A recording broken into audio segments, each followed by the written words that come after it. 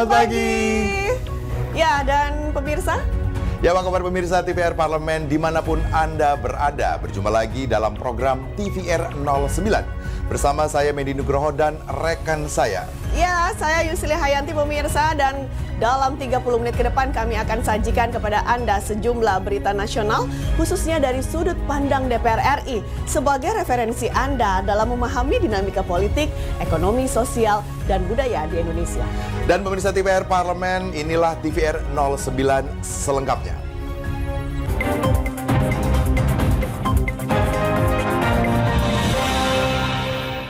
Anggota Komisi 9 DPR RI Samsu Niang berharap bahwa kebijakan batasan usia yang ditetapkan pemerintah Arab Saudi hanya sementara.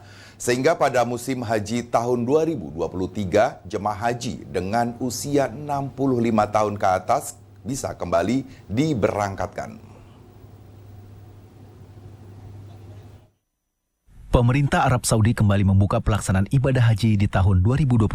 Salah satu syarat yang diberlakukan untuk pelaksanaan haji adalah mengatur batas usia jemaah haji dengan pertimbangan pasca pandemi COVID-19. Ditemui usai rapat dengan Menteri Agama Yakut Khalil Qomas di gedung DPR RI belum lama ini, anggota Komisi 8 DPR RI Samsu Niang mengungkapkan kebijakan batas usia yang ditetapkan pemerintah Arab Saudi hanya sementara. Sehingga pada musim haji di tahun 2023, jamaah haji dengan usia 65 tahun ke atas bisa kembali diberangkatkan. Harapannya, ke depan aturan batasan usia tidak lagi diberlakukan. Saya kira itu bukan kebijakan kita, tetapi kebijakan Arab Saudi yang umur 65 tahun. Ya, 65 tahun ke bawah, di atas nggak bisa lagi. Itu sudah keputusan dari pusat. Ya, nanti pemerintah akan mengambil satu kebijakan lagi. Mudah-mudahan jamaah haji yang umur 65 sampai 70 tahun itu bisa diberangkatkan tahun depan. Apalagi kondisi pandemik sudah melandai gitu kan. Sudah bagus dan insya Allah ke depan tidak ada lagi batasan umur. Hal senada disampaikan anggota Komisi 8 DPR RI Bukhori.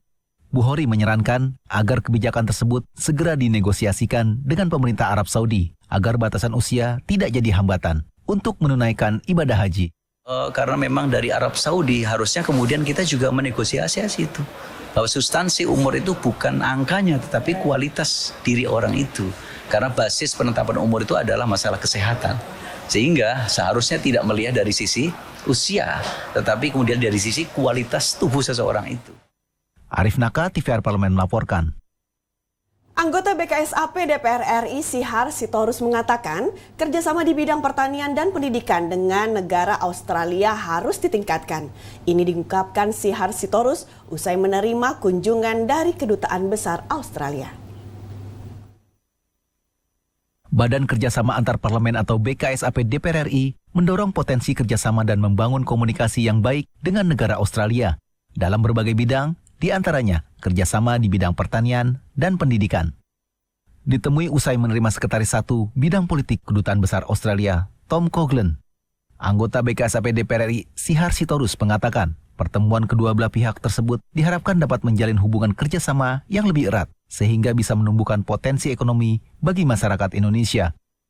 Selain potensi kerjasama, dalam pertemuan tersebut juga membahas berbagai persiapan Indonesia sebagai tuan rumah penyelenggaraan presidensi G20 dan P20, serta rencana penyelenggaraan sidang parlemen se-Asia Tenggara atau AIPA yang akan berlangsung tahun 2023, di mana Indonesia dipercaya menjadi ketua dalam agenda tersebut. Ya, pertama kita membangun komunikasi dengan negara sahabat, negara Australia.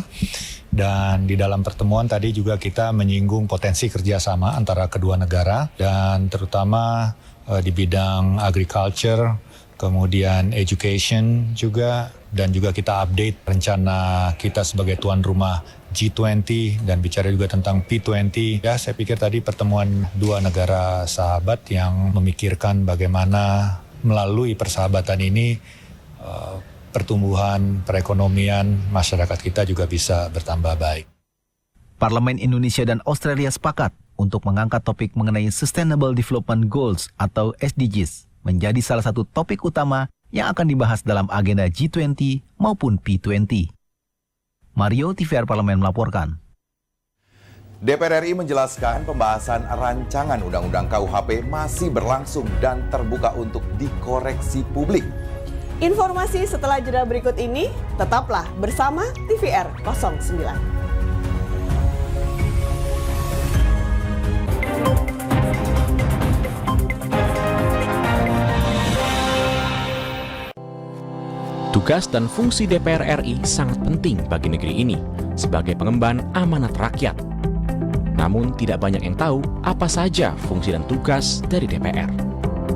DPR mempunyai 3 fungsi pokok, yaitu legislasi, anggaran, dan pengawasan. Ketiga fungsi tersebut harus dilaksanakan dalam kerangka fungsi representasi yang mengedepankan kepentingan rakyat berdasarkan aspirasi masyarakat dan untuk kesejahteraan rakyat. Dari fungsi legislasi, DPR RI mempunyai tugas dan wewenang untuk menyusun dan menetapkan program legislasi nasional bersama dengan pemerintah, menyusun dan membahas rancangan undang-undang, menerima rancangan undang-undang dari DPD, membahas rancangan undang-undang yang diusulkan oleh Presiden ataupun DPD, menetapkan undang-undang bersama dengan Presiden, menyetujui atau tidak menyetujui peraturan pemerintah pengganti undang-undang yang diajukan Presiden untuk ditetapkan menjadi undang-undang. Sementara, fungsi anggaran membahas dan memberikan persetujuan atau tidak memberikan persetujuan terhadap rancangan undang-undang tentang APBN yang diajukan Presiden, memperhatikan pertimbangan DPD atas rancangan undang-undang tentang APBN dan rancangan undang-undang terkait pajak, pendidikan, dan agama, menindaklanjuti hasil pemeriksaan atas pengelolaan dan tanggung jawab keuangan negara yang disampaikan oleh BPK, memberikan persetujuan terhadap pemindahtanganan aset negara maupun terhadap perjanjian yang berdampak luas bagi kehidupan rakyat yang terkait dengan beban keuangan negara. Dan fungsi pengawasan, melakukan pengawasan terhadap pelaksanaan undang-undang, APBN, dan kebijakan pemerintah, membahas dan menindaklanjuti hasil pengawasan yang disampaikan oleh DPD terkait pelaksanaan undang-undang mengenai otonomi daerah, pembentukan, pemekaran, dan penggabungan daerah, pengelolaan sumber daya alam dan sumber daya ekonomi lainnya, pelaksanaan APBN, pajak, pendidikan, dan agama. Terima kasih. Video ini dipersembahkan oleh TV dan Radio Parlemen, Biro Pemberitaan Parlemen, Sekretariat Jenderal, dan Badan Keahlian DPR RI.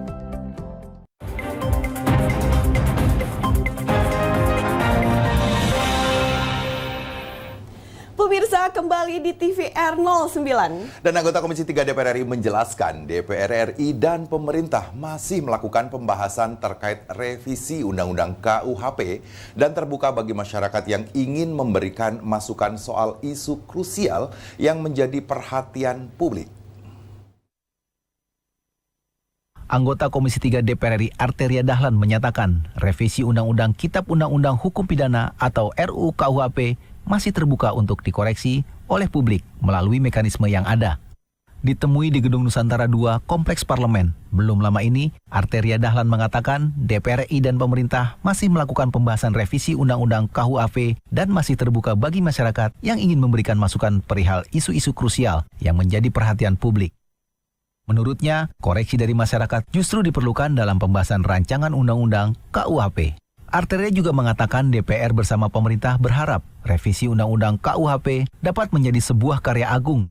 Ruang, siapapun yang masih belum jelas, siapapun yang masih mengatakan ada kurangnya, harus disempurnakan, datang ke kita. Ya. Dalam sesingkat-singkatnya kita akan berdiskusi, dan memang kalaupun terbukti, kita harus lakukan upaya korektif. Ya. Nanti kita lakukan pembahasan, gitu loh. Ya, masih terbuka itu. Kita ini ingin membuat karya agung, legacy terkait dengan kitab yang memang betul-betul menjadi kitab untuk menghadirkan KUHP yang baru ini, pengganti KUHP kolonial ini, ya, menjadi KUHP-nya Indonesia, KUHP yang berkeindonesiaan, yang berkearifan lokal. Pastinya kita semua ingin sempurna. Pembahasan revisi Undang-Undang KUHP yang dianggap cukup alot membuat 600 pasal, setidaknya ada 14 pasal yang dinilai sebagai isu krusial dan kontroversial. Dalam rapat kerja bersama Menteri Hukum dan HAM minggu lalu, revisi Undang-Undang KUHP ditargetkan bisa rampung dan disahkan pada Juli 2022 mendatang. Panji Prabowo, TVR Parlemen melaporkan. Wakil Ketua Komisi 10 DPR RI Dede Yusuf mengatakan diperlukan rasa aman kepada masyarakat untuk menggunakan jasa pendidikan dan layanan psikologi. Hal ini yang akan dipertegas dalam rancangan Undang-Undang Pendidikan dan layanan psikologi. Komisi 10 DPR RI menggelar uji publik dalam penyempurnaan rancangan Undang-Undang Pendidikan dan Layanan Psikologi di Universitas Airlangga, Surabaya. Ditemui usai melakukan kunjungan kerja spesifik mengenai rancangan Undang-Undang Pendidikan dan Layanan Psikologi di Universitas Airlangga, Surabaya, Jawa Timur. Wakil Ketua Komisi 10 sekaligus Ketua Rombongan Kunjungan Kerja, Dede Yusuf mengatakan, rancangan Undang-Undang Pendidikan dan Layanan Psikologi perlu direvisi sesuai ketentuan yang ada agar pendidikan dan pelayanan psikologi dapat legalitas. Pertama adalah mereka butuh legalitas. Untuk butuh legalitas maka pendidikannya juga harus legal dan harus sesuai. Itulah sebabnya disebutnya pendidikan. Yang kedua harus ada rasa aman dan harus ada yang namanya kita menyebutnya sebagai sebuah perlindungan kepada user, kepada klien, kepada masyarakat untuk menggunakan jasa psikologi. Itu sebabnya kita mengatakan pelayanan. Dan yang ketiga, terakhir adalah masalah soal organisasi, pembinaan, ya, pengawasan, fungsi, sanksi dan lain-lain. Itu adanya pada kepada keorganisasian. Hal senada disampaikan anggota Komisi 10 DPR RI, Nuroji. Menurutnya, perihal masalah layanan dan perizinan psikolog asing dapat dievaluasi dalam pembahasannya. Apa yang disampaikan masyarakat tadi, masyarakat yang mewakili konsumer, klien, kemudian akademisi dan juga para konsultan itu sudah masuk semua dalam materi undang-undang. Mungkin ada beberapa yang tidak masuk, itu akan diatur dalam peraturan pemerintah. Dari Surabaya, Arif Naka, TVR Parlemen melaporkan. DPR RI dan pemerintah berkomitmen untuk meningkatkan anggaran subsidi dan kompensasi dalam RAPBN tahun 2023. Mengantisipasi ketidakpastian ekonomi dan global yang disebabkan oleh invasi Rusia ke Ukraina serta pemulihan ekonomi pasca pandemi COVID-19. Dampak pandemi COVID-19 dan konflik ekonomi global yang mengakibatkan adanya kenaikan beberapa komoditas, khususnya minyak dunia. DPR meminta pemerintah melakukan langkah antisipasi terhadap pemulihan ekonomi nasional melalui program subsidi dan perlindungan sosial yang tepat sasaran. Ditemui di Gedung Nusantara 2 DPR RI Jakarta beberapa waktu lalu, anggota Badan Anggaran DPR RI Muhammad Aras mengatakan, DPR RI dan pemerintah berkomitmen untuk meningkatkan anggaran subsidi dan kompensasi dalam RAPBN 2023. Iya, kemarin juga kami sudah sama-sama di Banggar bersama dengan Pak Menteri, Ibu Menteri, maaf, kurang lebih 432 triliun yang diperuntukkan untuk memberikan subsidi. Nah, ini juga kita berikan persetujuan. Kenapa? Karena itu tadi, bahwa memang dibutuhkan bagaimana misalnya kalau kita harus ikut harga pasar. Sementara daya beli masyarakat kita sangat menurun. Sementara itu, Menteri Keuangan RI Sri Mulyani menyatakan dampak pandemi COVID-19 sangat mempengaruhi kinerja pertumbuhan ekonomi nasional. Nah, untuk tahun depan muncul suatu faktor ketidakpastian baru, yaitu perubahan geopolitik. Yaitu tadi terjadinya perang di Ukraina dan adanya hubungan eskalasi yang meningkat antara blok Barat dengan Rusia ataupun bahkan dengan RRT. Nah, dinamika inilah yang harus dijadikan salah satu faktor yang akan mempengaruhi postur APBN dan kebijakan ekonomi makro pokok-pokok kebijakan fiskal kita tahun 2023. Hilman Hidayat dan Rifki, TVR Parlemen melaporkan. Penunjukan penjabat kepala daerah atau PJ kepala daerah diwarnai polemik di masyarakat. DPR RI meminta agar pemerintah transparan dalam penunjukan PJ kepala daerah ini. Dan informasinya saat lagi tetap di TVR 09.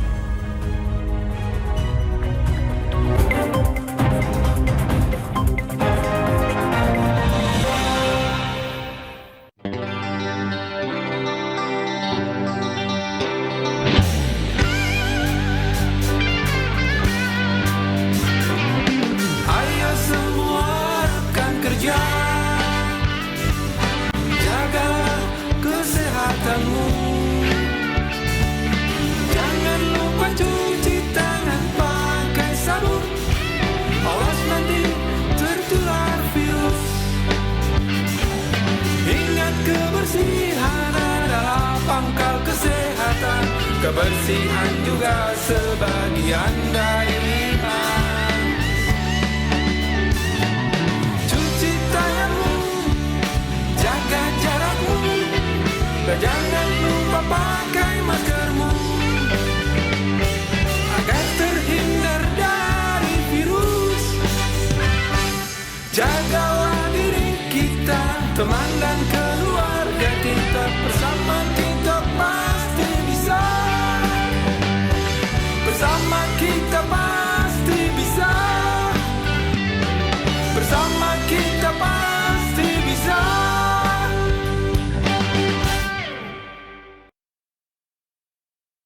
Virus corona menjadi perbincangan dunia. Beberapa negara sudah terjangkit. Ribuan orang di Indonesia terkena virus ini. Kita perlu antisipasi dengan melakukan hal berikut. Cuci tangan dengan sabun dan antiseptik. Gunakan masker atau penutup mulut saat bersin dan batuk. Masak telur dan daging hingga matang. Hindari kontak dengan hewan. Tidak saling berjabat tangan. Tidak berinteraksi dengan penderita. Jika memiliki demam tinggi, batuk, pilek, gangguan pernafasan, sakit tenggorokan, dan letih lesu, segera periksakan ke dokter. Waspada virus corona, cegah penyakit sejak dini. Dipersembahkan oleh TVR Parlemen, Biro Pemberitaan Parlemen, Sekjen dan DK DPR RI.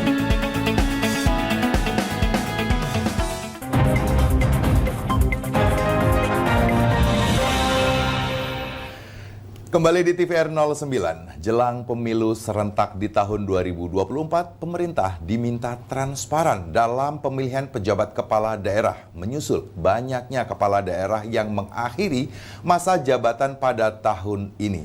DPR RI menilai penunjukan langsung penjabat kepala daerah tidak perlu diperdebatkan. Namun pemerintah diminta transparan dalam memilih PJ kepala daerah. Berikut liputan mendalam yang telah dirangkum oleh tim redaksi TVR Parlemen. 101 daerah yang masa jabatan kepala daerahnya berakhir pada tahun 2022 terdiri dari 7 gubernur, wakil gubernur, 76 bupati, wakil bupati, dan 18 wali kota, wakil wali kota. Penjabat kepala daerah akan menjabat selama 1 tahun dan dapat ditunjuk kembali jika memiliki kinerja yang bagus. Penjabat kepala daerah harus menyampaikan laporan pertanggungjawaban kepada Presiden. Di Gedung Nusantara 3 DPR RI, Wakil Ketua DPR RI Sufmi Dasko mengakui penjabat kepala daerah yang ditunjuk Kemendagri memang masih aktif berdinas.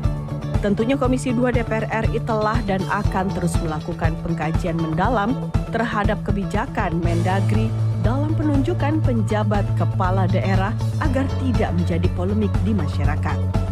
Ada beberapa yang masih aktif juga menjadi pejabat atau pelaksana tugas kepala daerah. Contohnya Banten misalnya, sekretaris daerah menjadi PLT kepala daerah.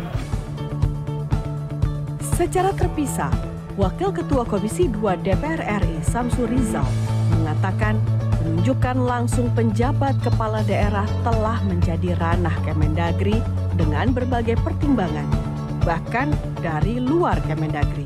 Kemendagri harus aktif melakukan evaluasi berkala terhadap kinerja penjabat daerah, mengingat masa jabatan yang diisi hingga tahun 2024.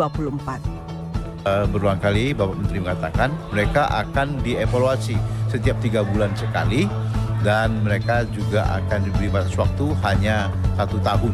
Kemudian dapat ditinjau lagi apakah diperpanjang atau dipilih yang lain, tergantung pada prestasi mereka. Tidak jauh berbeda, anggota Komisi 2 DPR RI Anwar Hafid mengatakan, undang-undang memberikan kewenangan pada Kemendagri untuk menunjuk penjabat kepala daerah. Yang harus menjadi perhatian dan pengawasan publik adalah terpenuhi tidaknya syarat-syarat penjabat kepala daerah sesuai Undang-Undang Nomor 10 Tahun 2016 tentang Pilkada. Di sisi lain, rekomendasi dari kepala daerah sebelumnya selayaknya menjadi pertimbangan dan diakomodasi Kemendagri. sangat menekankan bahwa penunjukan khusus misalnya kepada gubernur, itu kan mekanismenya sudah jelas, syaratnya sudah jelas, bahwa ASN yang aktif. Jadi ini harus benar-benar kita pedomani. Juga memperhatikan apa yang disampaikan hasil putusan Mahkamah Konstitusi. Jadi saya kira tidak ada yang perlu diperdebatkan soal persoalan penunjukan, tapi pelaksanaan itu yang harus kita kawal bersama-sama. Dari beberapa penjabat kepala daerah yang sudah dilantik Mendagri Tito Karnavian, terdapat unsur TNI dan Polri yang masih aktif. Hal tersebut menuai kritikan publik.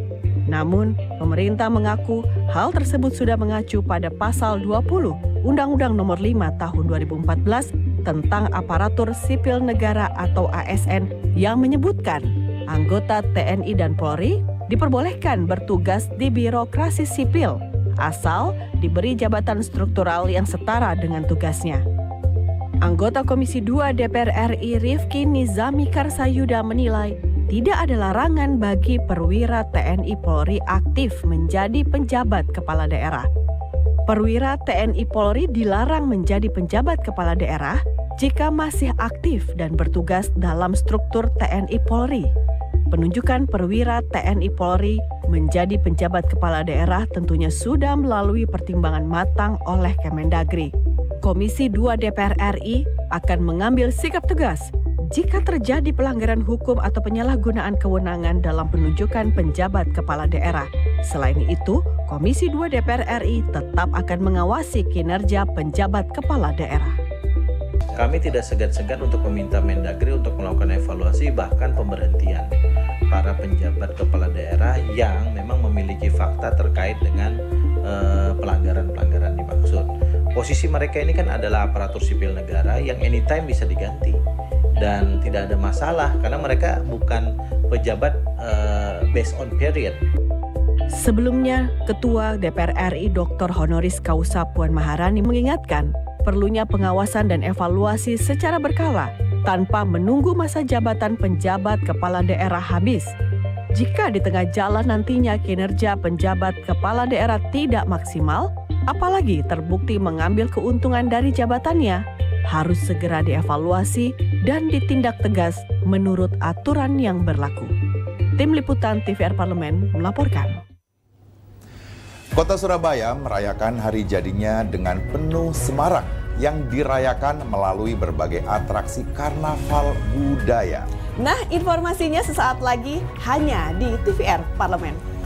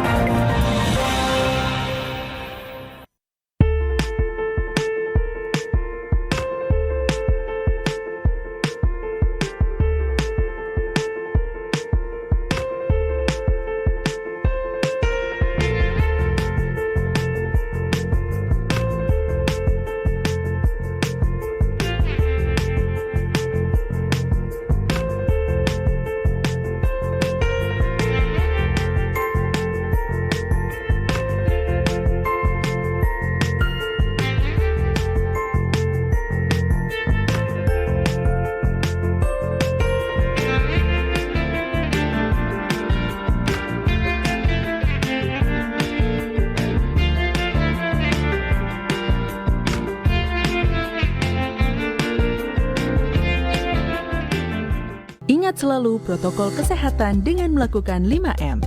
Memakai masker, mencuci tangan pakai sabun, menjaga jarak,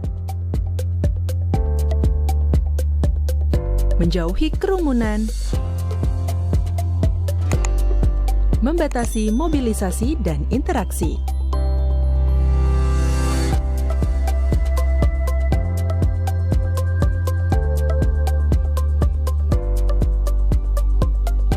Dipersembahkan oleh Biro Pemberitaan Parlemen, Sekretariat Jenderal DPR RI.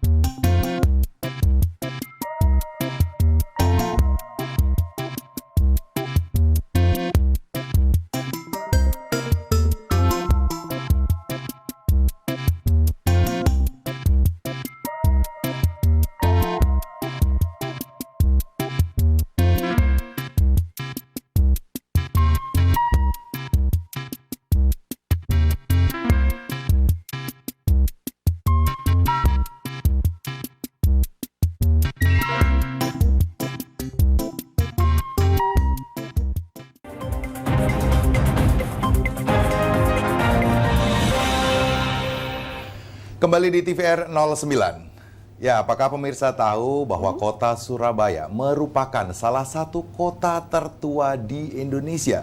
Dan pada tanggal Selasa 31 Mei lalu, kota Surabaya merayakan hari jadi yang ke-729. Kota yang sekarang mendapat julukan Kota Pahlawan ini merayakan hari jadinya dengan berbagai kegiatan yang menyenangkan, termasuk aneka semarak karnaval di jalanan kota Surabaya. Dan berikut ini liputan khusus dari TVR Parlemen tentang perayaan hari jadi kota Surabaya.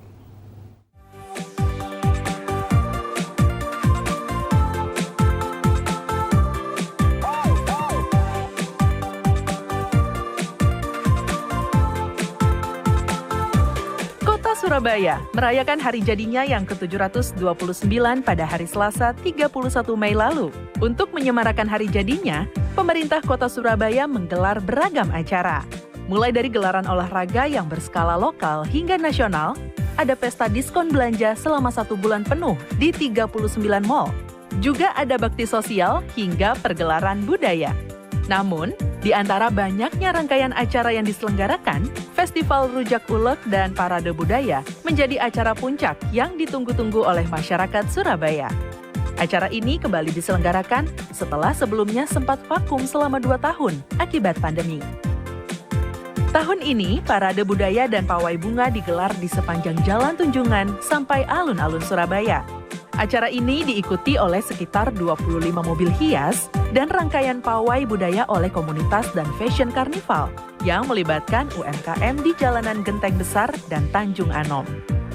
Pada tahun ini, perayaan Hari Jadi Kota Surabaya mengangkat tema besar, harmoni dalam keberagaman, merangkai kemajemukan, mewarnai Surabaya. Menggambarkan soal keberagaman dan kemajemukan yang ada di Kota Surabaya. Berhubung masih dalam masa pandemi, acara ini masih tetap mempergunakan protokol kesehatan, terutama penggunaan masker bagi pengunjung.